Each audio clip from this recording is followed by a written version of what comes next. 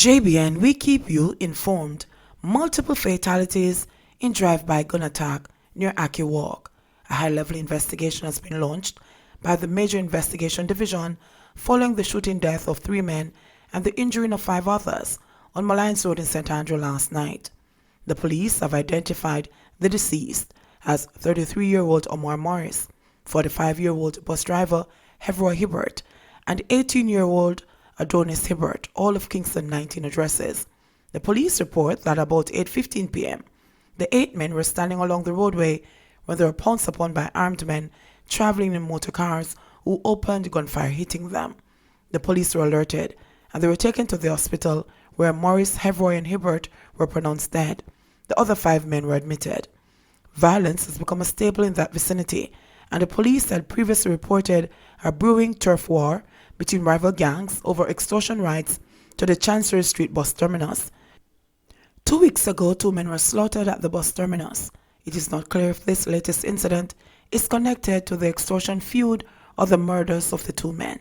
Detectives are appealing to anyone with information that can assist them with their investigations to contact the MID at 876-758-5048, Crime Stop at 311, or the Police 119 emergency number. Man found with illegal gun in Norwood. The police charged 31-year-old Jerry Johnson for breaches of the Firearms Act after he was found carrying an illegal gun and several rounds of ammunition in Hendon, Norwood, St. James on Monday. Johnson, who is of Dakotone Square in the parish, has been charged with illegal possession of a gun and ammunition. According to the police, about 10:13 p.m., during an operation, Johnson was searched and a Taurus 9mm pistol with a magazine containing 4 9mm cartridges was discovered on him. He was subsequently arrested and charged. St. James man charged for scamming. 25-year-old Okino Forbes was arrested and charged with possession of identity information following an operation at his home in Irwin Meadows, Montego Bay, St. James on Monday. According to the police, the Lottery Scam Task Force conducted a search between the hours of 11:20 a.m. and 2 p.m.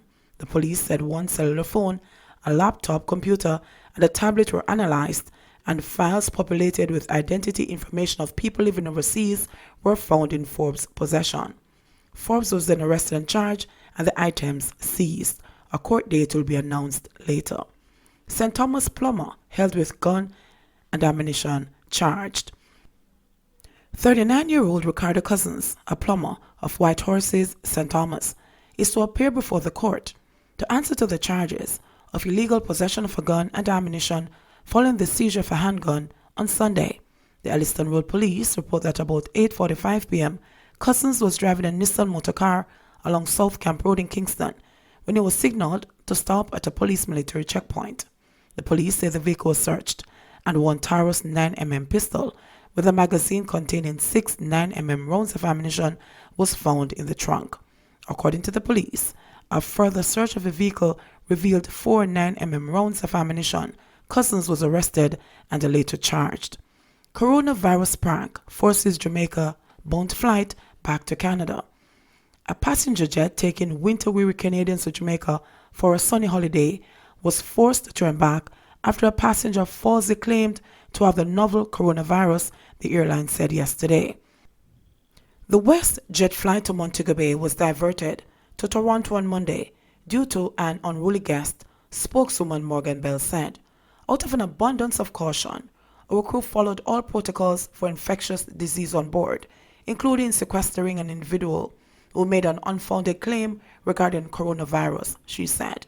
According to reports, the man stood almost halfway through the 4-hour flight carrying 243 passengers, and while taking selfies, declared that he had contracted the virus that has infected more than 20,400 and killed 425.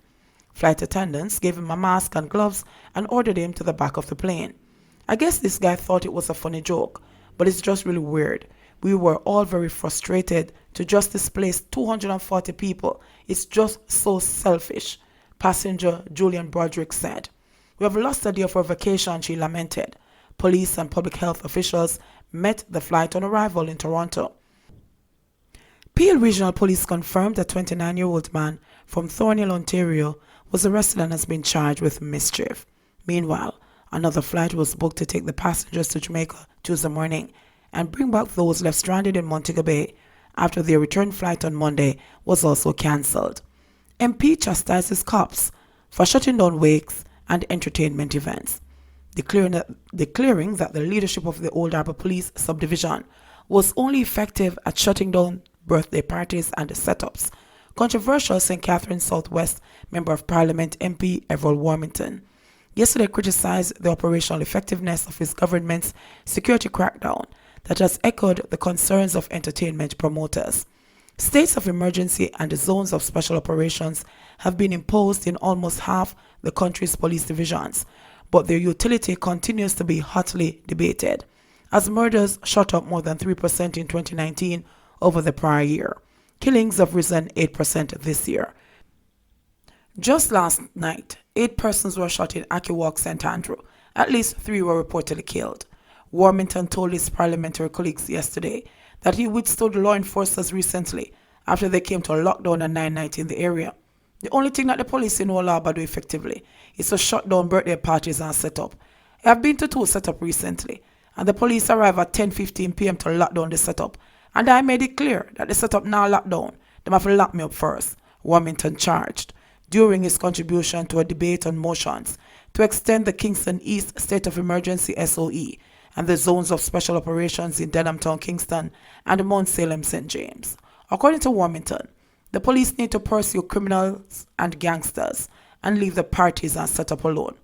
Popular event promoter and artist manager Ramesh Major of Ramesh Entertainment said yesterday that parties and 9 nights were no more the drivers of crime than other commercial activity.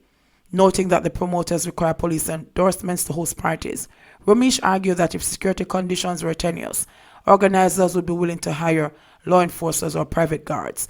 He cautioned that a shutdown of these events could deprive ordinary Jamaicans of their livelihoods, noting that the absence of economic activity in low-income communities might fuel antisocial behavior and organized crime. When I talk about from a party to a dance, you talk about the jerk man and the liquor man who is selling his nuts. So cutting out the entertainment is only going to leave more people hungry and make the country worse, he said, emphasizing the knock-on effect.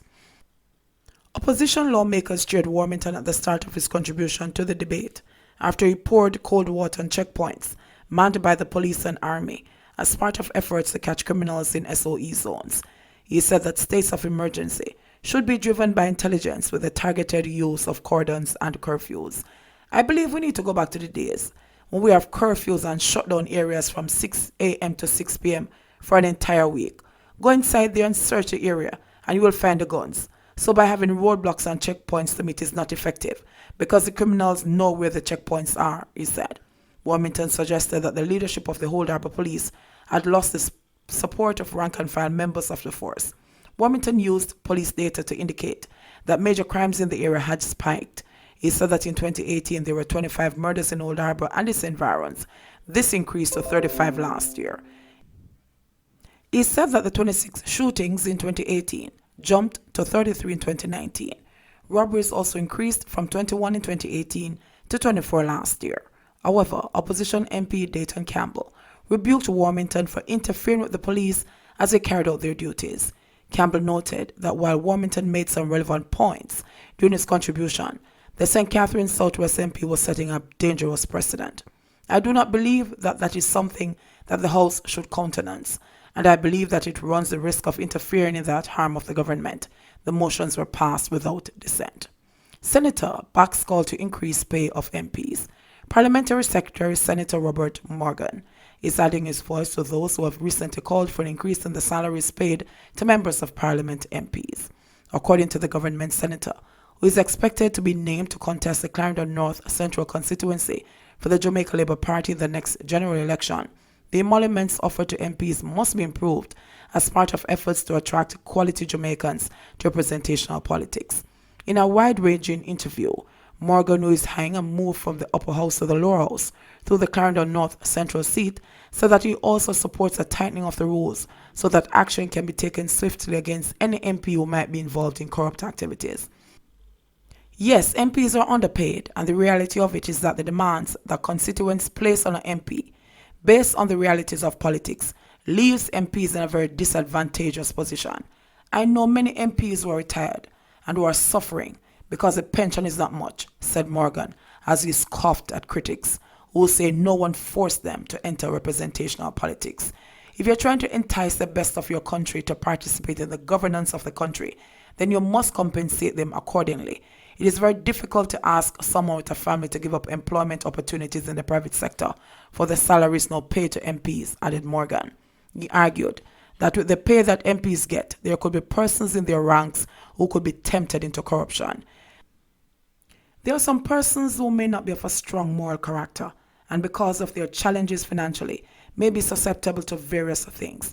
In other countries like Singapore or Barbados, they pay their legislators well, and if the legislators breach the rules, the laws are there, very strong and robust to get rid of them, said Morgan. I think if we are really serious about improving the governance of the country, we need to pay MPs properly while holding them accountable for the public funds that they have custody of, declared Morgan.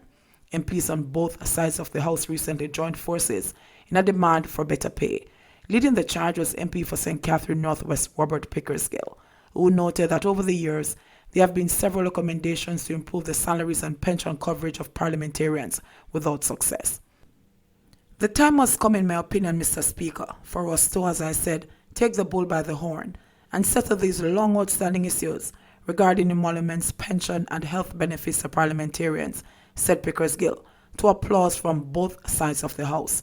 I am proposing that a negotiating committee consisting of the Speaker, the Leader of Government Business and his deputy, and the Leader of Opposition Business and his deputy be established to negotiate with the Minister of Finance on issues of welfare for MPs, added Pickersgill.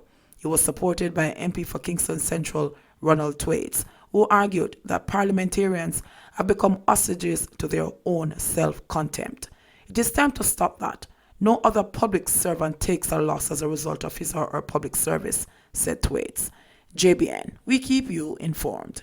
Please remember to subscribe, like, share, leave us a comment and click the notification bell to receive our daily news items.